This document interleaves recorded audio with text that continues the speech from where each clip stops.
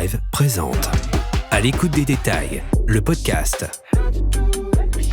J'aime bien le côté, le fait que la force de l'esprit puisse te mener à faire des choses incroyables, quoi. Bonjour à tous, bienvenue dans À l'écoute des détails, le podcast des amoureux des détails. On va essayer d'être attentif, très attentif aux détails de nos invités parce qu'on pense que dans les détails se cache l'essentiel et cet essentiel va sûrement inspirer notre quotidien. Aujourd'hui, on porte notre attention sur une artiste, elle est céramiste, elle s'appelle Elisa Huberti. Bonjour Elisa. Salut Thomas. Comment ça va ? Ça va et toi ? Très bien, je suis très content de t'accueillir. Première chose, est-ce que t'es bien ? Est-ce que t'es bien confortable ? Parce que chez nous, chez Five, c'est important le confort. Ça va. Ça va ? Ouais. On va essayer de se détendre. On est à la maison, on est ensemble. On va rentrer dans des détails avec une curiosité bienveillante, bien évidemment. On va évidemment commencer par ton parcours et le début de ce parcours. Comment tout a commencé, Elisa ? Moi, la céramique, c'est une reconversion, en fait. Donc, je suis céramiste et c'est une reconversion. J'ai commencé d'abord à travailler dans la mode et puis après, je me suis reconvertie à peu près 8 ans. Et maintenant, je travaille dans la céramique. Tu as travaillé combien de temps dans la mode ? À peu près 15 ans, une quinzaine d'années. D'accord. Et est-ce que tu penses qu'il y a un détail de ton enfance, si on va rechercher l'enfance, qui t'a amené vers ce parcours qui est plutôt vers le manuel ? Est-ce qu'il y a un souvenir, un premier souvenir, une réminiscence avec papa, avec maman, avec mamie ? Alors, surtout au niveau du textile, je pense, du côté de ma grand-mère, parce qu'elle faisait beaucoup de choses elle-même et je pense que ça m'a donné envie. Et puis, il y avait des boîtes pleines de boutons dépareillés, tout ça. Et donc, j'ai quand même assez vite développé un goût pour le textile et puis pour l'art en général. Et est-ce que tout de suite, tu savais que c'était la céramique ou tu t'es dit... ça a pris du temps et tu as décidé d'arrêter. Ou il y a peut-être un détail, un événement qui a fait que tu as stoppé cette carrière dans le textile ? Alors en fait, au départ, il faut savoir que je pensais travailler dans la mode toute ma vie. Je pensais vraiment pas partir de ce domaine parce que c'était vraiment quelque chose qui me passionnait. Maintenant, en avançant dans le temps, j'ai eu d'abord une marque de vêtements et puis après, je travaillais pour la grande distribution. Et au final, j'étais beaucoup devant l'ordinateur et toute cette frénésie de création où il faut vraiment créer des collections rapidement, en quantité, ça correspondait plus du tout à mes valeurs et puis surtout avec tout ce qui se passe au niveau de l'industrie textile. Et j'avais envie de revenir à quelque chose de plus manuel, avec un rapport au temps différent. Et en fait, dans mes planches tendance pour la mode, je mettais beaucoup de céramique parce que j'aimais les textures, les matières, les couleurs. Et c'est comme ça que je me suis vraiment intéressée à la céramique et que ça a été une option parce qu'il y en avait d'autres, mais... Quelles étaient les autres options ? Il y avait aussi l'illustration, notamment les illustrations pour enfants. Il y avait la cuisine, la gastronomie et la céramique. Et voilà. Et du coup, je me suis lancée. J'ai fait une formation en céramique sans trop savoir si ça allait vraiment me plaire. Et voilà, ça m'a plu. Et finalement, l'illustration, tu l'as encore parce que je suppose que les œuvres, tu dois dessiner au début. Enfin, tu démarres directement dans la matière ou tu dessines ? Je dessine énormément. C'est vrai que ça passe beaucoup par le dessin. Alors, c'est pas de l'illustration, c'est vraiment des dessins un peu instinctifs. C'est des formes qui représentent rien. Mais disons que j'ai beaucoup de carnets, je dessine énormément. Et au final, par rapport au nombre de dessins que je fais, il y a peu de choses qui sortent. Mais quand je suis en manque d'inspi, je replonge dans mes carnets. Et du coup, voilà, j'ai une grande banque de formes déjà dessinées, quoi. Ouais, tu reviens sur les petits détails des carnets. Tu sais combien t'en as ou pas des carnets ? Non, j'en sais rien. Puis en plus, j'avoue que c'est pas très rangé, classé ni rien. Donc des fois, il faut que je fouille un peu. Mais il y en a quand même pas mal. On met ça sur la liste. Ranger les carnets. Ouais, ça fait partie des bonnes résolutions que je tiendrai jamais. Mais bon. Ça s'est passé à quel âge le changement de vie, là où tu as vraiment splitté et tu t'es dit je vais faire la formation, etc. J'avais 37 ans, je crois. Ouais, et c'est marrant parce que quand je me suis lancée vraiment à un compte dans la céramique, moi qui pensais travailler dans la mode toute ma vie, j'ai eu la sensation d'être vraiment à ma place. Et je me suis dit, il faut attendre autant de temps pour se sentir vraiment à sa place. C'est fou parce que ça correspondait vraiment plus. Le côté manuel, le fait de prendre le temps de faire les choses, d'être sur des objets en fait qu'on transmet, qui sont intemporels. Il y avait vraiment cette notion-là aussi. Je voulais pas créer des choses avec une obsolescence dans un courant de mode. Je voulais vraiment que ça dure dans le temps, quoi. Donc, je me suis vraiment sentie à ma place. Donc, nouvelle naissance à 37 ans. Et donc, tu penses que pour chacun, on peut, tu vois, par exemple, ceux qui nous écoutent, qui sont un petit peu perdus, qui savent peut-être pas où ils sont ou qui veulent changer, on peut se dire qu'on a encore le temps de devenir qui on est, comme tu as pu le faire. Carrément, et ça changera peut-être encore, je sais pas, peut-être que dans 5 ans, je ferai complètement autre chose. En fait, je me dis qu'il faut se laisser aussi un peu porter par nos envies, nos découvertes, l'évolution, parce que c'est vrai que même nous, intérieurement, on évolue, donc on peut avoir nos goûts qui changent. Et, en tout cas, tu t'interdis rien. Non, tu te dis que dans 5 ans, pourquoi pas le absolument BTP. Pas. Non. Là, pour le coup, je pense pas. On sait jamais, hein, mais non, je pense pas. T'interviens, par exemple, dans la déco parfois des amis, des gens, parce que t'as un regard sur ça. Ouais, alors pas tant que ça. J'ai beaucoup de mal à faire des choix, même pour chez moi. J'ai toujours l'impression que je mets 10 ans à faire un choix et quand j'ai fait le choix, je me dis que c'est pas le bon. Donc c'est compliqué. Donc ouais, non, pas spécialement chez les gens, mais en effet, j'adore. Par contre, c'est vrai que j'adore la décoration d'intérieur et tout ça, quoi. Avant d'aller chez toi, on va partir dans ton atelier. J'ai eu la chance de le voir. C'est beau, c'est toi. Parce que c'est lumineux, il y a une douceur, les couleurs sont chaudes et en même temps, il n'y a rien de provoquant, c'est enrobant. Tu fais la part des choses entre ton chez-toi et l'atelier. Est-ce que c'est vraiment différencié ou si on va chez toi, on se dit ah ouais, c'est comme l'atelier, c'est la même ambiance? Je pense qu'il y a des choses qui se regroupent. Après, chez moi, c'est un peu un cimetière de pièces parce que quand il y a des pièces cassées que je recolle, elles atterrissent chez moi. Donc du coup, forcément, on retrouve l'univers. Maintenant, l'atelier, pour moi, il n'est pas encore assez bien, quoi. J'aimerais bien avoir des belles tables en bois. Bon, pour l'instant, c'est beaucoup de récup. Je prends pas le temps de faire quelque chose de spécialement beau. Il est surtout pratique, ergonomique et voilà, c'est le principal. Donc, il y a des éléments qui se regroupent, mais c'est quand même différent. D'accord, donc on note pour l'orga, donc il y a l'archivage des carnets et ensuite le mobilier dans l'atelier. Ouais. Un petit peu à la fois. Tu reçois des gens dans l'atelier Ça peut arriver. Alors, ça peut arriver, donc sur rendez-vous uniquement. Ouais. Mais j'ai par exemple une archi d'intérieur américaine, une fois qui venait à Paris pour la Design Week, et du coup, elle a pris le train, elle est venue jusqu'à Lille pour visiter l'atelier, donc ça, c'était cool. Ça peut arriver des archis d'intérieur, souvent, des collectionneurs qui m'achètent des pièces, et du coup, pour pas que je les envoie, ils viennent les chercher à Roubaix, notamment quand c'est des Parisiens. C'est assez rare, mais ça arrive. Moi, je pense que c'est hyper important, tu vois, la géographie chez les gens. C'est quelque chose qui peut-être nous détermine, qu'on choisit pas forcément. Donc toi, t'es né à Roubaix et finalement, ton atelier est à Roubaix. Est-ce que il y a des raisons à ça? Est-ce qu'il y a des détails qui te rappellent, tu vois, où tu sais que t'es chez toi, c'est une espèce de confort? Alors, j'ai fait des allers-retours. Je suis partie un petit peu, je suis revenue. J'avoue que je suis revenue pour des raisons professionnelles au départ, notamment quand j'étais styliste. C'était pas un souhait. Ouais. C'était vraiment, j'ai eu cette opportunité, j'y suis allée parce qu'il se trouve que j'étais enceinte à ce moment-là et donc voilà. Maintenant, alors j'aime beaucoup Roubaix pour son passé textile, toutes les friches industrielles. C'est une ville qui est pleine de paradoxes aussi, où il y a plein de communautés, etc. Maintenant, je dis pas que je vais rester là toute ma vie. Le climat, notamment, je trouve assez pesant dans le Nord. Donc, j'avoue que j'aimerais bien bouger. Mais pour l'instant, voilà, je suis là.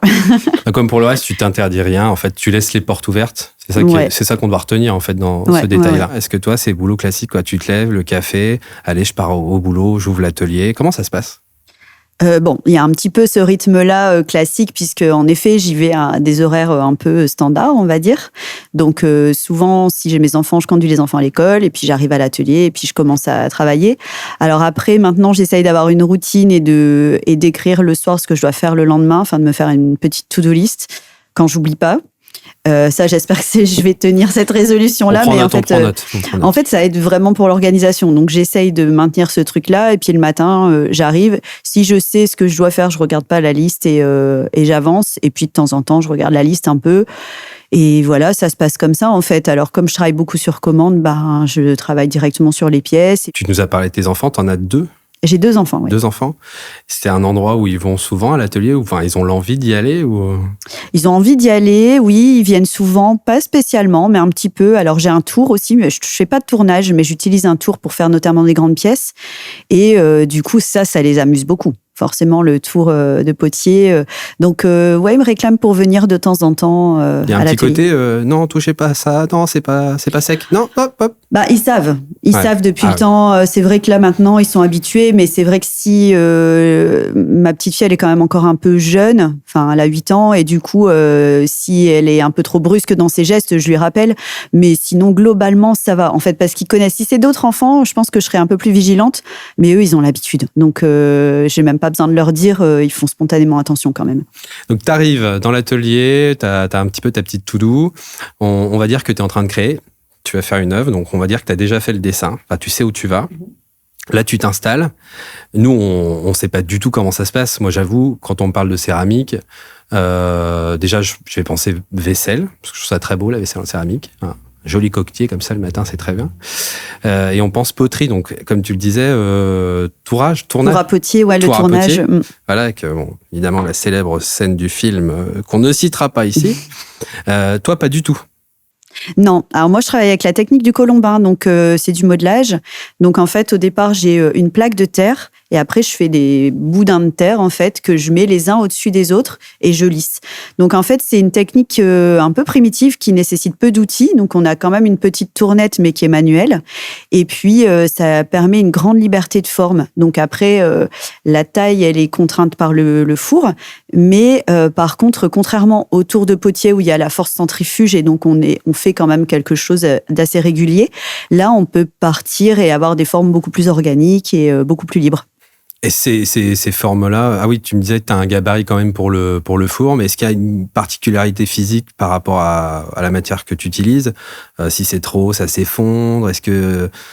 Ouais, il faut faire attention à ça. Bien souvent, je travaille 2 pièces en parallèle parce que je monte une pièce, je la laisse de côté, j'en monte une autre pour qu'elle sèche un peu, pour que la terre elle soit pas trop molle parce qu'en effet, s'il y a des porte-à-faux ou si on veut monter trop vite après, la céramique, il faut vraiment quand même prendre le temps de faire les choses. Donc voilà, il faut laisser des petits temps de séchage et pas se presser.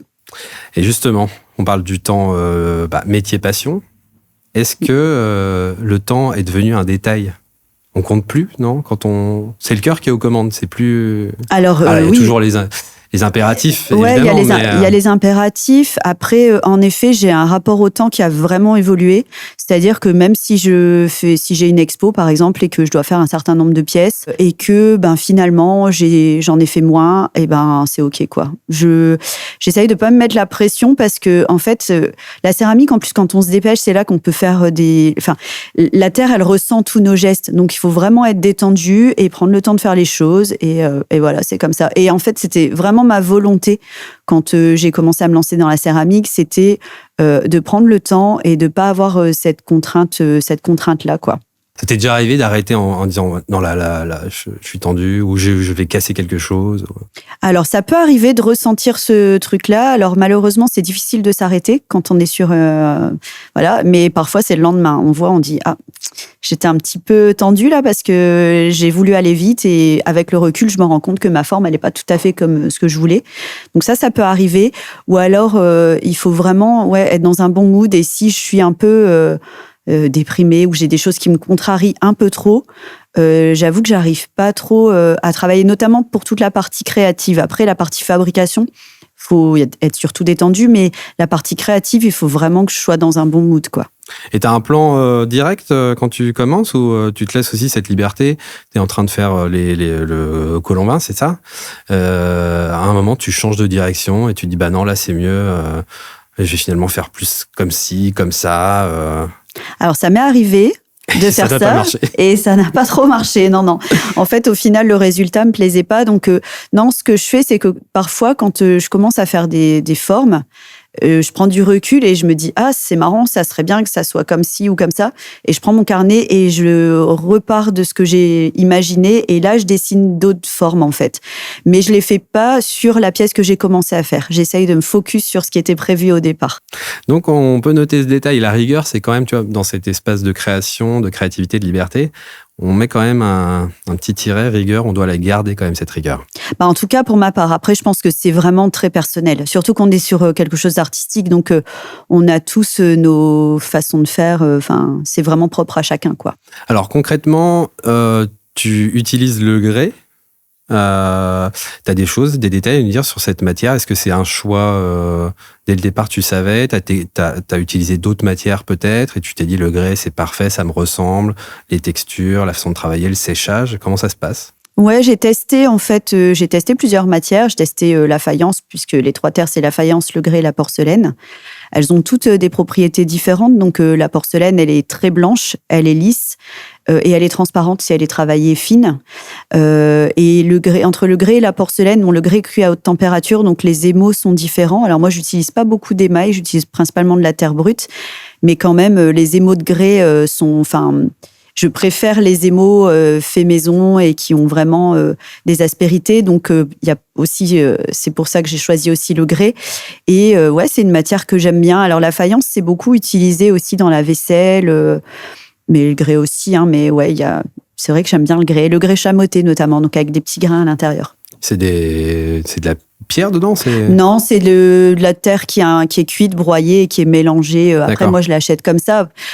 Par exemple, j'ai fait un stage au Maroc où, dans les montagnes, où là, ils récupèrent en effet un petit peu des petits cailloux broyés et qui mélangent même à la terre parce qu'en fait, ça lui amène de la solidité. Enfin, ça permet de monter. Oui, voilà. Demande quand tu n'as pas les termes. Non, j'y connais rien. Le côté four, ça m'intéresse. C'est des températures folles, donc.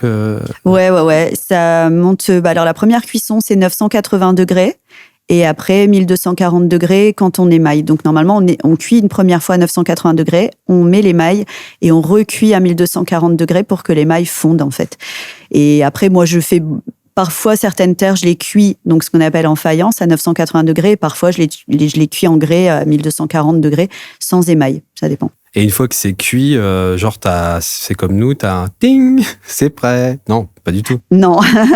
Il y a en fait, le four, on programme une courbe de température. Donc voilà, ça va monter tout doucement jusqu'à 980 degrés ou 1240 degrés avec un palier. Et ensuite, ça redescend à son rythme, en fait. On laisse refroidir et on peut ouvrir le four quand il est à 100 degrés. Mais en gros, il faut regarder la température et checker quand c'est OK pour l'ouvrir, quoi. Ouais. Je m'imaginais déjà, te prendre un peu de grès, me faire ma petite chose et la mettre au four, mais ça marchera pas. Ah, dans ton four domestique, non, ça fonctionnera pas. Et est-ce qu'on peut... Ah, ça m'intéresse aussi. Donc, quand tu ouvres le four, c'est redescendu en température. Ça reste encore chaud quand même. Ça dépend si après le four refroidit la nuit, que j'arrive le matin et que c'est à 20 degrés. Voilà. Mais si je l'ouvre à 100 degrés, bien souvent je peux pas prendre les pièces. Je l'ouvre parce que je suis pressée de voir le résultat. Mais après j'attends que ce soit à 60 pour pouvoir même un peu moins pour pouvoir prendre les pièces. Mais oui, en fait la terre elle garde la chaleur, donc ça a ce côté. C'est assez agréable. Et tu parlais de cuisine tout à l'heure. Il y a un moyen de se mettre un petit gratin à la fin du... Non. Jamais tenté, mais... à noter, pourquoi pas. Ouais, pourquoi pas. Après, je suis pas sûre que ce soit optimal, mais why not. Un petit partenariat avec un chef, par exemple, des passionnés ensemble. On a des trop, idées, parce que sinon ça va brûler. Faut vraiment... Mais le gratin à 1200 degrés... Non, là, il reste plus rien. C'est de la poudre. On va aller chez toi, dans ton intérieur, si tu nous l'autorises. On parlait tout à l'heure de ce lien entre l'atelier et chez toi. Est-ce que y a de la place pour la céramique au-delà des choses dont tu nous as parlé, les choses cassées? Est-ce que même avant d'avoir de voir ce virage dans ta carrière, est-ce que la céramique avait déjà une place? Au final, pas tant que ça. C'est venu vraiment avec la formation, avec les découvertes, avec les découvertes d'artisans aussi autour de moi. Donc, ça s'est vraiment fait en parallèle. Donc, c'est vrai qu'aujourd'hui, il y a quand même des bols de certaines amies. Il y a différentes choses en céramique et j'aimerais en acquérir d'autres, des sculptures, etc. Mais bon, faut de la place. Mais oui, ça a quand même une place. Mais pas que la céramique, l'artisanat en général. C'est vrai que j'adore le bois aussi. Donc, tout ça, ça a quand même une place chez moi. Et ton inspiration, est-ce que tu l'amènes de chez toi à l'atelier ou c'est l'inverse? C'est vraiment un endroit, l'atelier, où tu vas être dans des circonstances qui font que l'inspi va arriver. Et puis finalement, c'est quoi l'inspiration? Est-ce que tu as vraiment une inspiration? Est-ce que tu as tout en toi déjà? C'est un peu, ça change d'artiste en artiste, hein. C'est un gros sujet, l'inspiration. Ouais. Est-ce qu'elle est là tout le temps? Est-ce qu'elle arrive? Comment? Alors déjà, il n'y a pas d'endroit. C'est pas l'atelier, pas chez moi, pas nulle part. Parfois, je suis le soir toute seule sur mon canapé. Il n'y a pas de bruit, pas de musique, il n'y a pas de télé. Et puis, je fasse sur mon mur et puis je m'imagine des trucs et voilà. Mais non, l'inspiration, en fait, je m'inspire pas de quelque chose en particulier, mais de plein de choses. Alors, j'adore l'architecture, la notion d'habitation mais de l'habitation comme un cocon protecteur. Donc, il y a cette notion-là aussi qui m'intéresse beaucoup. Tu sais d'où ça vient, ça, cette notion de... Est-ce que tu as un besoin constant de protection? C'est vraiment un trait psychologique qui se retrouve dans la matière? Ou c'est venu petit à petit, t'en as fait une et tu t'es dit, tiens, ça me ressemble et je continue dans ce spectre? Alors, en fait, ça avait pas trop sa place quand j'étais dans le textile, mais quand je me suis formée en céramique, on m'a fait remarquer... Alors, j'ai commencé ma formation, j'étais enceinte de 1 mois. Donc, c'est une formation de 9 mois. Donc, j'ai fait toute la formation enceinte. Et c'est vrai qu'il y a un sculpteur qui est venu et qui m'a dit, tu fais des formes rondes, c'est parce que t'es enceinte. C'était ta première grossesse ou la seconde? La seconde. D'accord. Et en fait, je m'étais pas rendu compte, j'avais pas conscientisé les choses, mais en effet, peut-être que le fait d'être enceinte, j'ai spontanément fait des formes un petit peu rondes comme ça, un petit peu protectrices. Et c'est vrai que le ventre de la mère, c'est aussi une habitation, quelque chose de protecteur pour le fœtus. Alors moi, de manière générale, j'étais inspirée par l'architecture, et notamment au départ, beaucoup l'architecture organique des années 70. Mais qui se réfère aussi à ça. Il y a un architecte, Antilovac, qui disait qu'il comprenait pas que les maisons aient des angles, parce que là où on est le mieux, c'est dans le ventre de la mère et où tout est rond. Et donc, du coup, je pense que ça se regroupe. Alors, même si aujourd'hui, les inspirations, elles peuvent être dans une habitation très primitive, comme dans une architecture beaucoup plus grandiose et impressionnante, ça peut être sur plein de détails différents, de notions différentes, mais en tout cas, il y a cette notion de protection, en effet. Après, l'inspiration, ça peut être vraiment de tout. Hein. Est-ce que il y a quelque chose que tu veux transmettre dans l'œuvre? Tu sais, quand quelqu'un va la voir, est-ce que soit tu laisses les gens imaginer leurs détails à eux, te raconter leurs détails, et c'est intéressant parce que tu vois ce qu'ils en pensent, ce qu'ils ressentent, ou toi, tu as quand même déjà un trait à leur donner? Alors en fait, là, j'avoue que c'est complètement égoïste. Je réfléchis pas du tout à ce que les gens peuvent penser. Je fais vraiment ça de manière instinctive et c'est vraiment ma manière de m'exprimer. Donc souvent, quand les gens voient les pièces, ils me disent en effet ce qu'ils ressentent. Alors le côté protection, etc., ça revient. Mais il y a aussi, par exemple, on dirait des animaux, on dirait des personnages, alors qu'à aucun moment j'essaye de représenter quelque forme humaine que ce soit, quoi. Mais ça ressort souvent. Donc voilà, je laisse les gens interpréter comme ils veulent. Tu te mets des ambiances parfois, ou est-ce que c'est le silence total? Je suis en train de penser à ça parce que moi je travaille beaucoup en musique. Alors c'est souvent de la musique classique, quelque chose de doux qui ne vient pas empiéter ma réflexion. Mais tu te mets des ambiances à l'atelier ou... Alors, ça dépend vraiment, vraiment de ce que je fais. Alors, si je suis dans un truc administratif un peu chiant, mail, etc., là, il y a zéro bruit parce qu'il faut que je me concentre. Surtout s'il y a de l'anglais, voilà. Faut vraiment que je me concentre. Et après, pour la terre, ça dépend. Parfois, je suis dans le silence total et j'entends les oiseaux ou comme j'ai une petite cour et ça me va très bien. Et parfois, j'ai envie de mettre de la musique. Ça dépend vraiment dans quel état d'esprit je suis. Et parfois, j'écoute de la musique, puis à un moment, j'en ai marre et je me retrouve dans le silence, quoi. Alors, c'est le moment de jouer à ce fameux jeu La vie en céramique. Je vais te poser des petites questions. Il n'y a pas de buzzer, il n'y a pas de mauvaise réponse. Et tu me réponds sans réfléchir. Ça marche. D'accord? On Ok. commence? Ouais. Grès ou porcelaine? Un grès. Aspérité ou lissé? Aspérité. Tu casses, tu répares ou tu recommences? Si c'est cru, je recommence parce que la terre se recycle. Si c'est cuit, je recolle et ça va au cimetière chez moi. Mat ou brillant? Plutôt mat. Vitesse ou lenteur? Lenteur. Plastique ou verre? Vert, sans aucune hésitation. Transparent ou opaque? Opaque ou translucide? Routine ou impro? Impro. Précision ou hasard? Les deux. Ah, on en a parlé tout à l'heure, il faut quand même un peu de rigueur. Voilà, évidemment. mais pas trop. Utilité ou émotion? Plutôt émotion. Après, s'il y a une utilité, c'est un petit plus. L'utilité doit venir de l'émotion. Ouais, elle est presque anecdotique. Enfin, en tout cas, pour ma part. Et attention, artiste ou artisan? Les deux. Disons que je me vois pas être artiste sans être artisane. Et je me vois pas être artisane sans être artiste. L'artisanat, je suis pas là pour faire de l'artisanat d'excellence. L'artisanat, il est au service de ce que je veux faire artistiquement, quoi. C'est quelque chose dont on ne parle pas assez, ça. Ou alors on départage peut-être un peu trop souvent, je sais pas ce que tu en penses, mais entre les artisans et les artistes, on dirait qu'il y a le côté artisanal ou que ça va être fonctionnel. Enfin, j'ai l'impression qu'on le met un petit peu de côté, et puis l'artiste tout de suite c'est quelque chose de grand, avec une grande valeur ajoutée. T'en penses quoi de ça? Alors je pense que les frontières, elles sont en train de s'effacer tout doucement, et tant mieux. Il y a de plus en plus d'artistes artisans, de designers artisans, et même entre le design, l'art, l'artisanat, toutes les frontières, elles deviennent un peu plus floues, et je trouve ça hyper cool en fait, parce que je déteste qu'on soit vraiment dans une case. Et même pour moi, c'est difficile de dire qui je suis exactement. Est-ce que je suis céramiste, designer, artiste? Les gens ont du mal à se définir, et ils ont du mal à se définir peut-être parce qu'ils n'ont pas non plus envie de se définir. Non. Exactement. Et puis, je trouve que la richesse, c'est aussi de pouvoir être dans plein de choses différentes et de se nourrir de plein de choses. Je te le disais, on va aller chez toi. Est-ce qu'on retire nos chaussures? Ouais.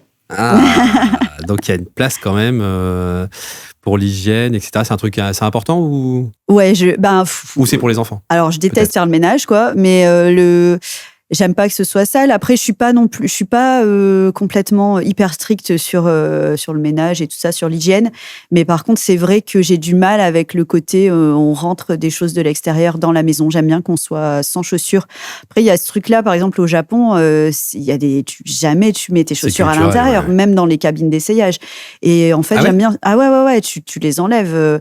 Et moi, j'aime bien ce truc-là. C'est vrai qu'on est dehors, on arrive chez soi, on a envie d'être. On laisse dehors ce qu'il y a dehors, quoi. Donc, petit tapis à l'entrée, le petit tout ce qui va bien pour ranger les chaussures à l'entrée, non? Ouais, depuis peu, parce que c'est comme tout, ça prend du temps. Donc, il a fallu des étapes. Mais ça y est, j'ai un meuble pour mettre les chaussures. Ouais. Et des fois, ça traîne un peu parce que j'ai des enfants. Et ce côté-là, le côté que tu as chez toi, est-ce que ça s'applique aussi à l'atelier? T'essayes d'être un peu rangé? J'ai pas retiré mes chaussures quand je suis venu à l'atelier. Ah t'as bien fait, parce que sinon tes chaussettes, elles auraient été complètement blanches. Non, l'atelier, impossible de retirer ses chaussures, c'est trop poussiéreux, quoi. Après, non, je suis pas carrée. J'avoue que des fois, c'est pareil, je me dis, allez, tous les vendredis soirs, je vais faire le ménage, voilà. T'as une belle intention, mais qui ne se traduit pas dans le réel. J'ai beaucoup de belle intention, beaucoup, mais voilà. Tu sais qu'on est des milliers, des millions dans ce cas-là. Ça va, ça me rassure. Donc non, pas très rangé l'atelier. Donc, pas d'organisation de ce côté-là. T'as pas un jour dédié où tu dis, par exemple, le vendredi à l'atelier, il faut que je parte en week-end, il faut que ce soit nickel pour que lundi, quand j'arrive, tout soit bien. J'aimerais bien, mais non. Parfois, avant le départ en vacances, si j'arrive à trouver le temps et que je me motive. Et on peut pas faire les deux. Ça veut dire que je pense que tu peux pas faire et la maison et l'atelier si tu te dis ça, non? C'est dur, ouais. Les enfants, ils aident pas?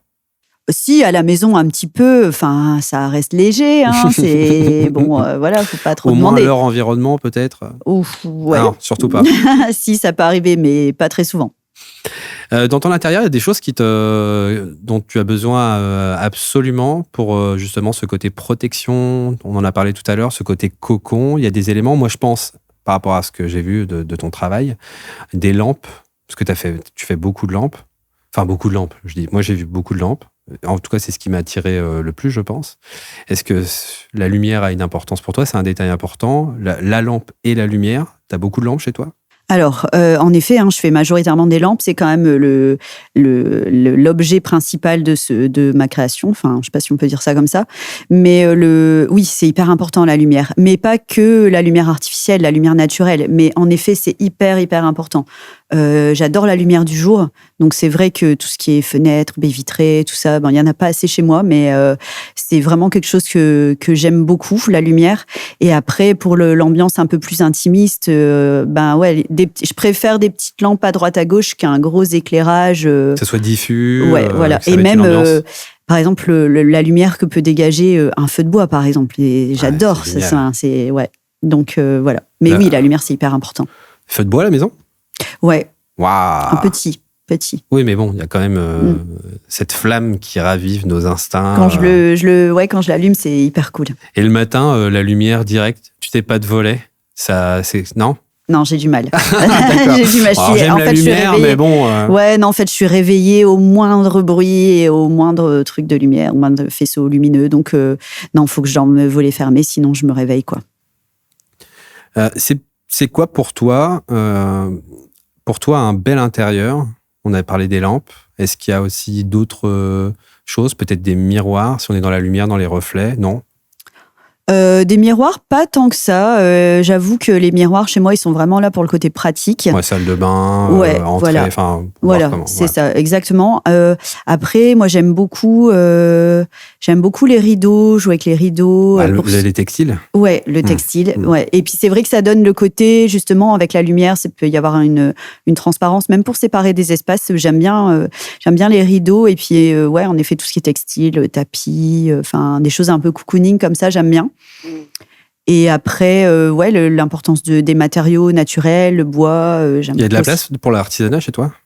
Il y a de la place, oui, il y a de la place pour l'artisanat. Il y a des choses en particulier, des matières, de l'osier, de la vannerie, Alors, la vannerie, j'aimerais, j'adore tout ce qui est panier, etc. Sauf que mon chat, il les défonce. Donc, en fait, pour l'instant, j'ai pas de trucs très bonne qualité, on va dire. Mais voilà. Et sinon, le bois et puis des objets qui viennent d'ailleurs aussi, que j'achète quand je bouge, quand je voyage. Tu ramènes de l'artisanat de là où tu vas ? J'aime bien ramener des pièces artisanales. J'ai des sortes de petits... je crois que c'est pour boire du mezcal, des petits récipients comme ça en terre, où je pense que dessus c'est une terre sigillée, c'est une technique un peu spécifique. Et j'adore ces petits récipients. Quand je suis partie au Maroc, j'aime bien tout ce qui est fait avec les herbes aussi, donc tout ce qui est tissage végétal, etc. Donc j'aime bien ramener des pièces artisanales d'autres pays. Il y a une symbolique qui est forte. T'as l'impression de ramener un petit peu des gens avec toi. Je sais pas. Moi, je le vois comme une attention. On parlait d'attention, d'être attentif aux détails. C'est aussi une attention que de prêter importance au travail des gens, à ce qu'ils ont fait. Ouais, et puis ce que j'adore le travail fait à la main.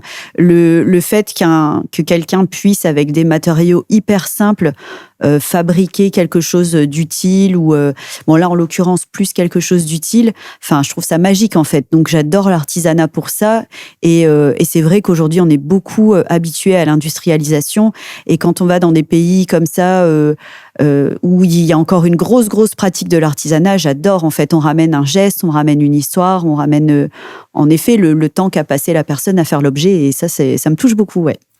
Et pour rebondir sur le côté textile, là, il y a un endroit où il faut absolument qu'on pose des questions, t'as forcément un dressing digne de ce nom, non ? Non, pas tant que ça, en fait. Déception ? Non. Ouais, non. Alors, quand j'ai arrêté ma marque de vêtements, j'ai fait un espèce de rejet. Je pense à un moment donné, j'étais beaucoup habillée avec les vêtements que je créais. Donc, j'avais plus envie. Et du coup, je m'habillais un peu de manière basique, pratique, simple. Et après, j'en suis revenue quand même parce que j'aime bien la mode, mais j'aime pas la consommation excessive. Donc, du coup, j'achète d'occasion et tout ça. Et puis, je fais des tris quand même de temps en temps. Donc, j'ai pas énormément... Il y avait un côté, on chasse un peu le passé. Je deviens autre, donc je change aussi. T'as changé de garde-robe, par exemple, de style ? Oui, clairement. Ouais. Surtout quand j'ai arrêté ma marque de vêtements. Là, j'ai vraiment, j'ai voulu vraiment tourner une page. Donc, comme je portais que des vêtements de ma marque, j'ai plus du tout porté de vêtements de ma marque, quoi. Donc, il y a eu quand même un gros changement. Et puis après, on évolue, hein. La morphologie évolue, les goûts évoluent. Les envies évoluent, donc ça change. Après, je garde des pièces pendant 10 ans. Hein. Je suis pas quelqu'un qui change au gré de la mode, quoi. Pas du tout. En parlant de vêtements en relation avec la céramique, je me demande si il y a une saisonnalité dans tes créations. Est-ce que, par exemple, là, en automne, c'est le côté un peu plus cocon, etc. Tu vas avoir une démarche qui est typique de ça. L'hiver, est-ce que là, avec le recul, est-ce que tu penses qu'il y a une saisonnalité dans ce que tu fais ? Pas du tout. Contrairement à la mode, alors encore une fois, hein, c'est quelque chose que je voulais aussi, c'est que par rapport à, en effet, des vêtements où il y a ce besoin de temporalité par rapport aux saisons, etc. Là, pour la céramique, c'est assez linéaire et on peut pas reconnaître une pièce qui a été faite en été d'une pièce qui a été faite en hiver, quoi. Et il n'y a pas d'indice, il n'y a pas de détail qui... Non, pas du tout. Est-ce qu'il y a des détails sur les œuvres qui les différencient? Non. Peut-être des traces de doigts, il y a alors, des choses... des traces d'outils, parce que c'est vrai que, en fait, pour les lisser, j'utilise ce qu'on appelle des estecs, donc c'est des petits outils métalliques, et ça donne un côté un peu gratté. C'est comme un couteau, c'est comment? Non, ça fait comme une petite plaque en métal. Et du coup, je m'en sers vraiment pour lisser la terre et pour avoir une surface régulière. Pas lisse, parce qu'il y a les aspérités de l'outil qui grattent un peu la terre, mais d'avoir quelque chose d'un peu régulier. Et ça, selon les pièces, en effet, c'est différent, parce que en fait, j'aime pas que les choses... Ça paraît assez lisse de loin, mais de près, c'est pas complètement uniforme. Je pourrais tout poncer ou passer à l'éponge pour avoir un résultat vraiment uniforme. Et ça, je veux pas. J'aime bien quand même garder les traces...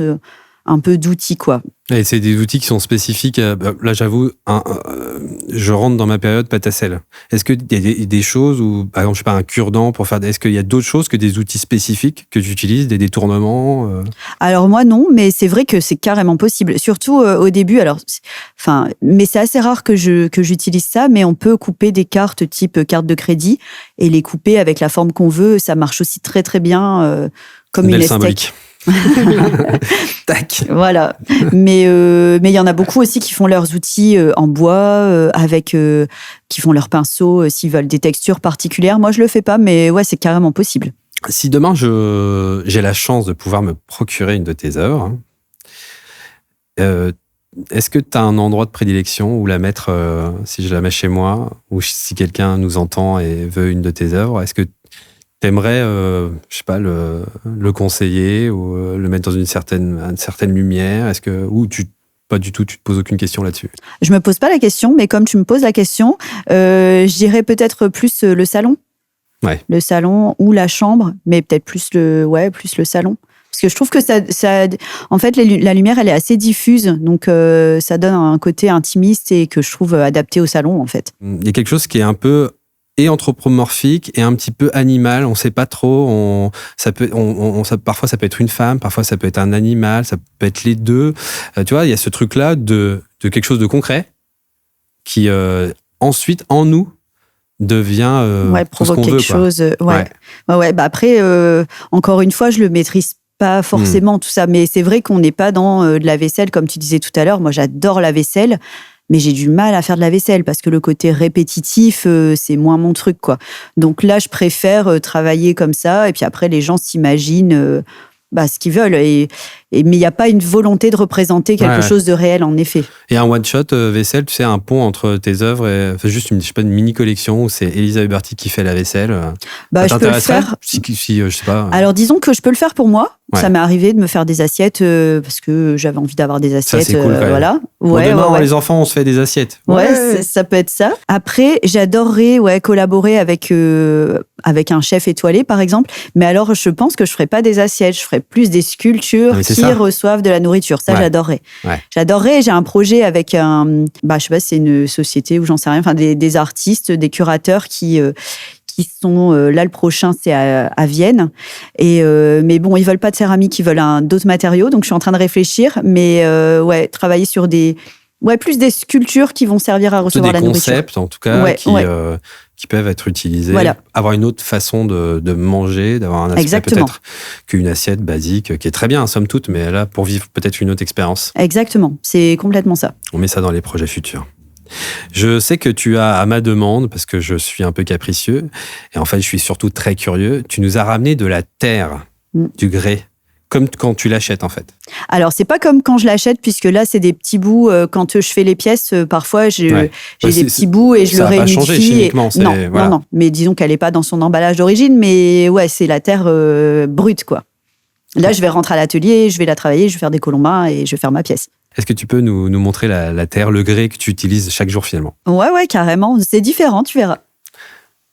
C'est différent de la pâte à modeler? Ouais, c'est moins plastique, quoi. Mais tu peux même te faire un petit pot si t'es motivé.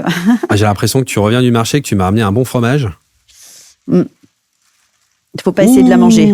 Alors ça, c'est ce que tu as enlevé d'une œuvre. En gros, parfois, il y a des plaques, il y a des bouts de terre et du coup, je les cumule et après, je refais des colombins avec. Quand on l'achète en pain, c'est vraiment un bloc. Mais c'est la même terre, quoi. C'est des blocs que tu te fais livrer chez toi Par 500 kilos, ouais. Ah oui. Il y a un petit côté muscu, finalement, dans la céramique. Parfois, je fais des pièces que je sais pas porter, ouais. C'est l'inconvénient. C'est l'inconvénient de la céramique, c'est que ça peut être lourd. Et donc, c'est une forme. J'y connais rien, tu m'excuses, mais c'est comme de l'argile un peu. Ouais, c'est ça. C'est une forme d'argile. Ouais. D'accord. Ah, je me vois tellement faire un. Ah, c'est agréable, hein. Ah ouais, le petit vide-poche pour ma maman dans l'entrée, là. Là, c'est parti, hein. Et donc ça, une fois que tu l'as. Et par contre, c'est vrai que ça colle. Mais bon, c'est génial, hein. Ça colle.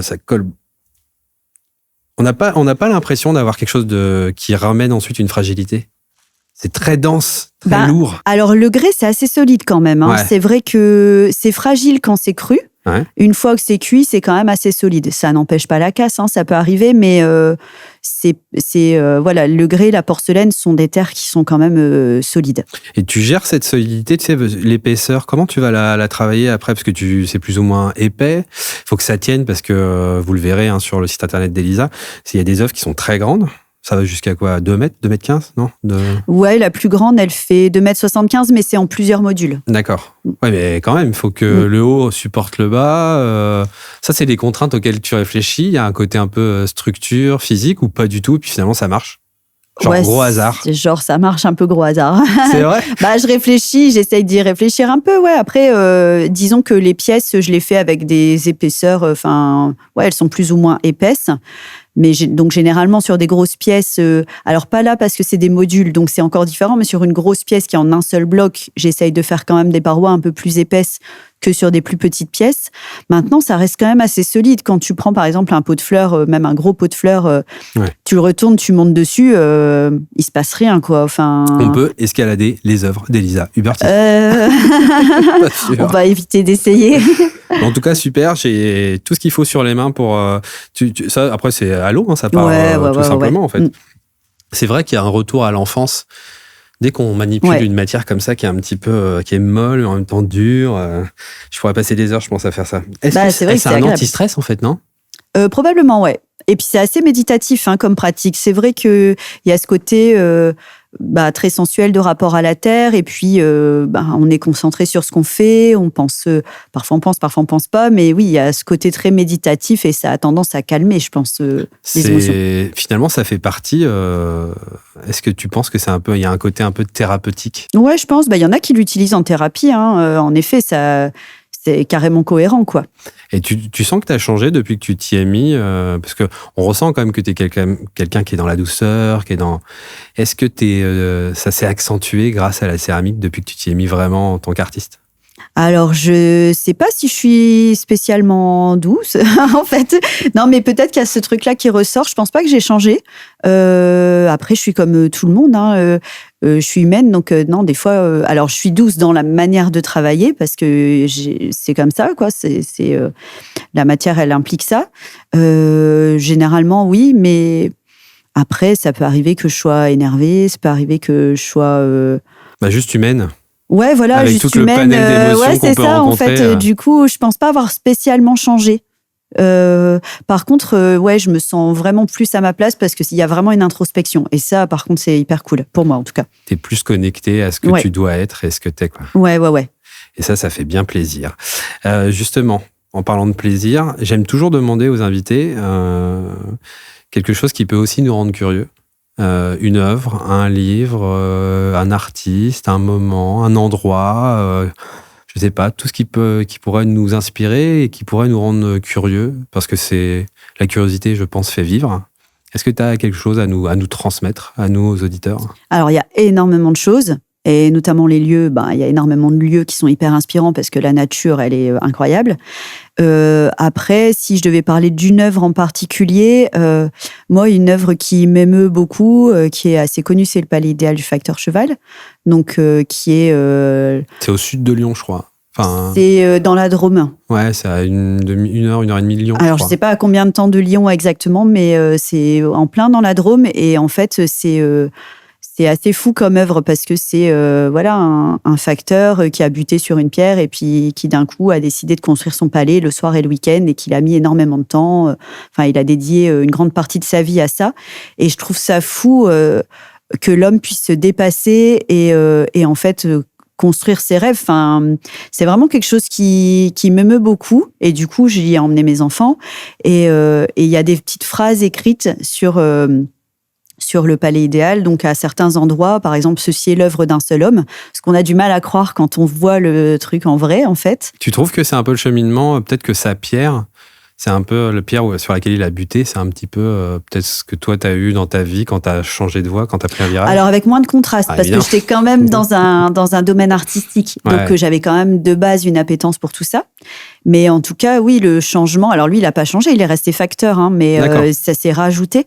Mais ouais, j'aime bien l'idée qu'il soit allé jusqu'au bout. Sans se soucier de ce qu'on allait penser. Et du coup, c'est devenu une curiosité. Et c'est assez incroyable, quoi. Qu'on peut visiter. Qu'on peut visiter, ouais. Si vous êtes dans le coin, n'hésitez pas à aller. C'est à 1 heure et demie de Lyon, je crois. Enfin, vous allez googliser tout ça et vous allez trouver tout ce qu'il faut pour vous rendre à... C'est le facteur? Le palais idéal du facteur Cheval. Et qu'est-ce que tu as retenu de cette œuvre? Si tu devais en dire...